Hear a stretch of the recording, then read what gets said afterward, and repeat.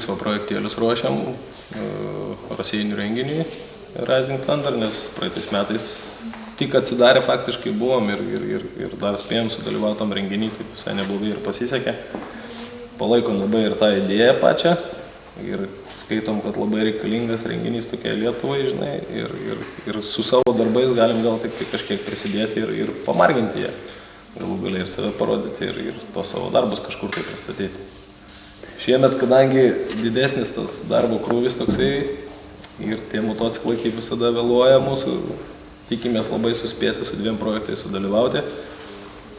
Jeigu nepasiseks, kažką vis tiek parodysim, kažkokius tai gal piešinius, gal kažkaip.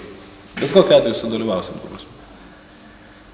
Tai va, ir konkrečiau, jeigu taip apie pačius tos projektėlius, ką mes čia ruošiam, tai aš iš savo pusės norėčiau suspėti pristatyti vieno Klaipėdos čia baikerių klubo nario motociklą, kuris yra perdaromas iš seno 70-mečio Šalhedo relėjaus, ta prasme.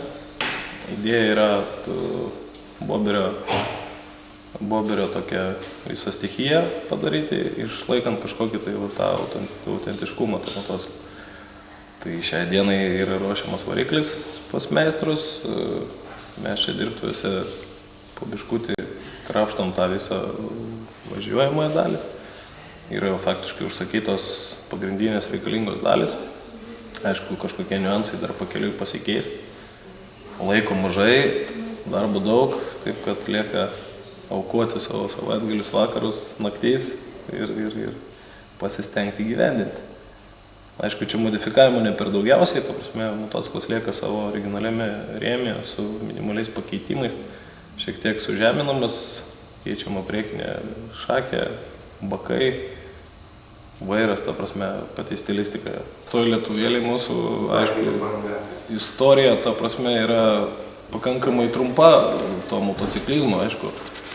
Motociklai buvo visada, važiuojančių buvo visada, tik tai tiek, kad dabar galbūt platėja tas požiūris, platėja tas akiratis ir žmonės nuvažiuoja, pamato, padalyvauja parodose kažkur tai ir prasiveža, aišku, naujų idėjų. Tai vat, tų idėjų įgyvendinimas kiekvieno galvoja, aišku, skirtingas yra. Kažkas tai orientuojasi į standartinį motociklą, tiesiog su minimaliam modifikacijom, keičiant ten rankenas, kojeles, gal kažkokius ratus, pasipiešiant, sakykime. Kiti daugiau galbūt turi tokią idėją iš standartinio perdaryti į tam tikros klasės motociklą, kaip, sakykime, šiemet praeitais metais jau labai sparčiai populiarėjantis bageriai, tai vadinami, su žemais boksais iki žemės ir su kitokia, sakykime, išvaizda. Amerikos tokia, sakykime, įtaka jaučiasi.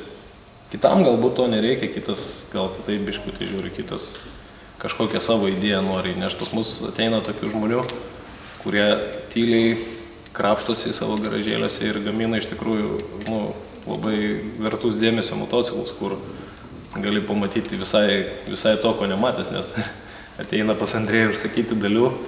Elementarus, aišku, klausimas, ką tu darai ir kodėl tu tai darai. Ir kai žmogus pradeda pasakoti ir po to gal ir nuotraukas dar parodo, tai mes patys nustembam, kiek, ta prasme, gabių ir šaunių yra vyrukų, ta prasme, kurie investuoja savo laiką į šitą hobį.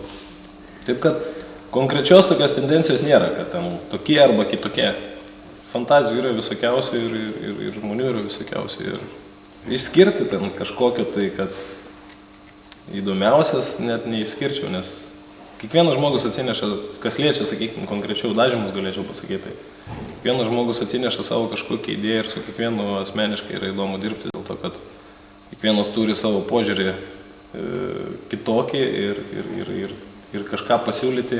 Kitą kartą būna ir biški sunku, nes žmonės dažniausiai žino, ko jie nori.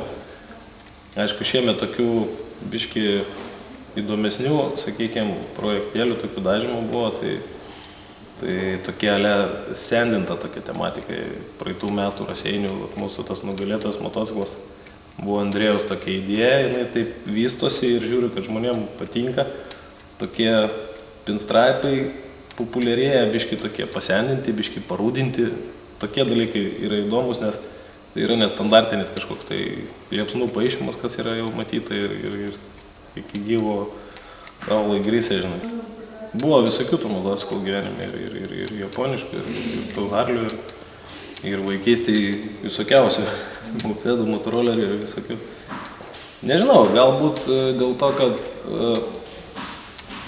tie Harlėjai iš tikrųjų paprasti, turinti savo kažkokią tai istoriją, lengvai, kaip pasakyti, nesunkiai modifikuojami, perdaromi, dėkingi tie jų, sakykime, tam tikrų modelių rėmai. Garsas geras, ta prasme, savijauta gera važiuoti su juo, nežinau. Aš pirmąjį Harley, kai nusipirkau kažkada, tai iš tikrųjų jau pirmieji tie važiavimai man turbūt pasakė, kad taip, jo, tai mano motociklas ir man smagu su juo važiuoti. Aišku, nelygų koks tas Harley's, ta prasme. Yra modelių, kurie man visiškai nepatinka ir aš galbūt savo tokio net nenorėčiau turėti. Stengčiausi pirkti tokį, kad mažai reikėtų keisti, bet dažniausiai būna, kai kažką tai tik tai pradedi daryti, atrodo, ai dar ir tai, o gal dar ir tai, ir po to žiūri, kad gal nėra. Harley's toks motociklas, ant kurio turbūt gali kiekvienais metais kažką tai po truputį perdarinėti, kol pasieksi tą, kas tave tenkina, o manau, kai pasieksi tą, kas tenkina, galų gale norėsi daryti kitą, žinai. Kiekvienas motociklas iš tikrųjų yra mielas, į kurį yra įdėta darbo.